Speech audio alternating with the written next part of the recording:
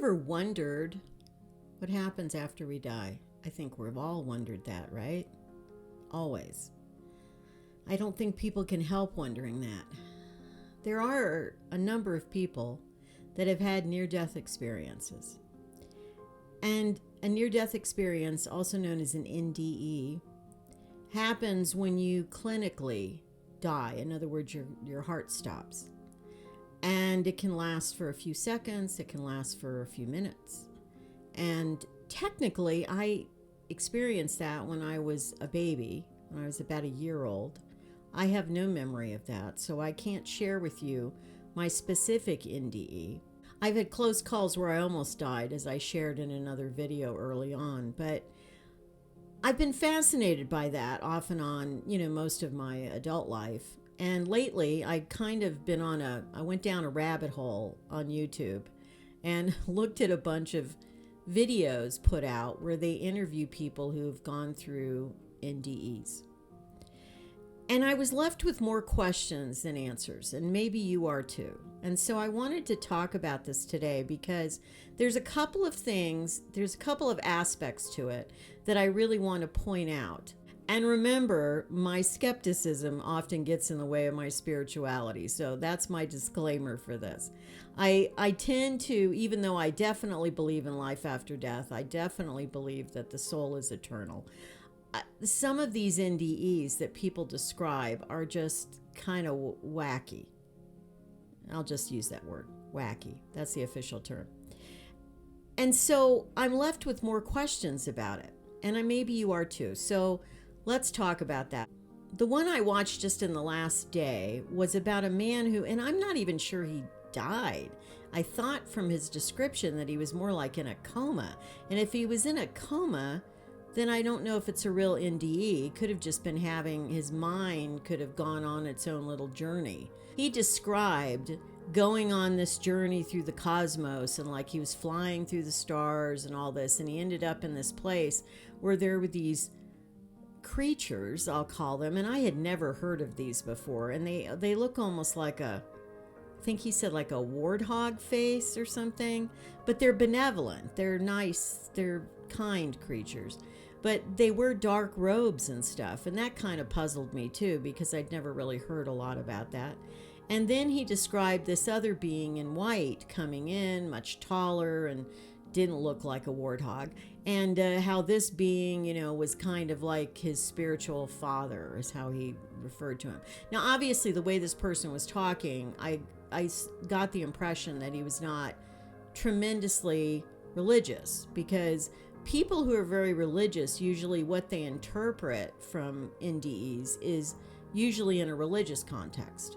And my theory on this is that I think people have NDEs that are appropriate to their belief system. Now, does that mean it's absolute truth? I don't know. I have no idea.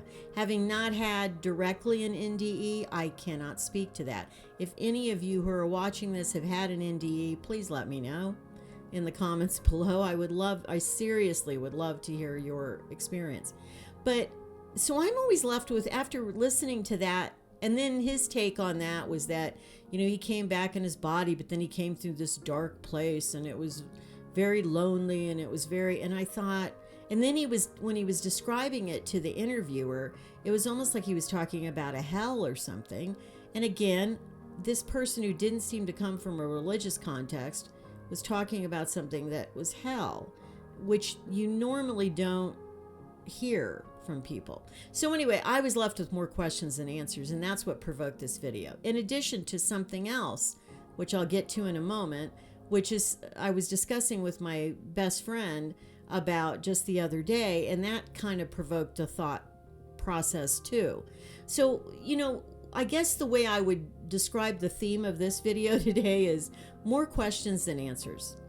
More questions than answers, basically. In other words, to me, the more I find out spiritually, the more questions I have. And I think that goes with the territory.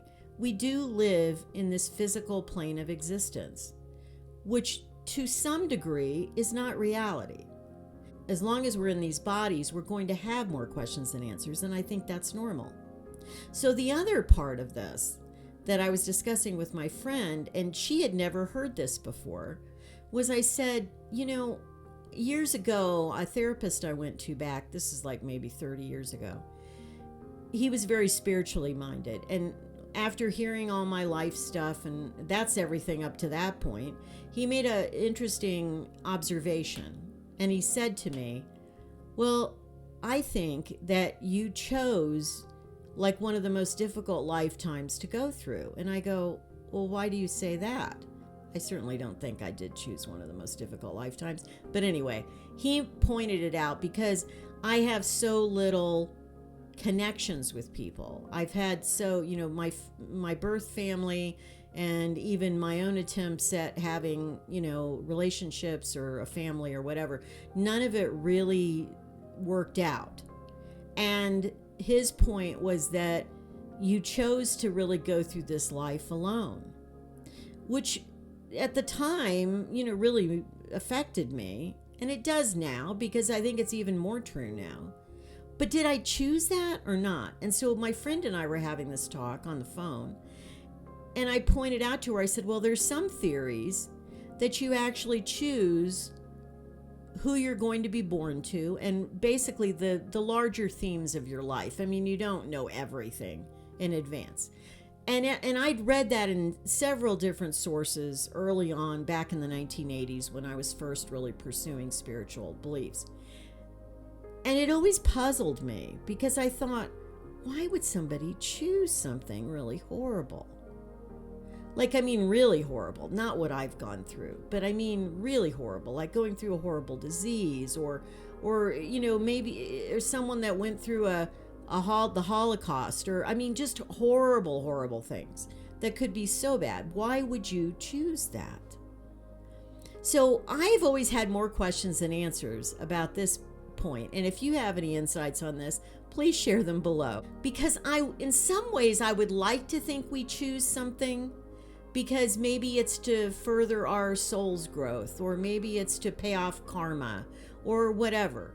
If you believe that we choose our lives, you almost have to kind of believe in reincarnation, though. And again, that's something that I go back and forth on. I don't know about you, but I have never totally made up my mind about that, even though I've had evidence within myself that there probably is reincarnation. It is still a tough one for me to totally wrap my arms around and say, this is it. So I have more questions than answers. And those are a couple of the topics that I wanted to bring up today to illustrate that. Because I think we don't know anything for sure. And I think that's the most real thing I can tell you. The people that purport to know, oh, this is absolutely how it is on the other side, or I don't know that I believe most of them. Now, some of them may be right. Some of them may have that knowledge and vision, or whatever it is, to know that. But it's kind of like when I did the video on, are psychics real? And my conclusion was, yes, a few of them are. Well, so I think a few of these stories of the other life, whether it's through NDEs or just, hypotheses or whatever, some of them may be right. We don't know. Unfortunately, we will not know till it's our turn to cross over. So that's what I'm leaving you with today. More questions than answers. But I just wanted to share that with you because I want you to know, if you're watching this channel, I am never going to come on here and tell you. I will tell you my experiences. I will tell you absolutely that I experienced X, Y, or Z. I still don't necessarily have an interpretation for that, but I know I experienced it. So I will always be real with you on here. And if there's something I don't know about, and there's something that I'm unsure about, I will always tell you that. Because I think that when you go around and you maybe not even deliberately mislead people, you kind of sell them on a story, right? That may or may not be accurate. I think it could be doing a disservice, and I don't want to do that. I don't want to do a disservice to it. So, my theme for today, more questions than answers. Until next time, be kind to yourself and to others, and take care. Bye.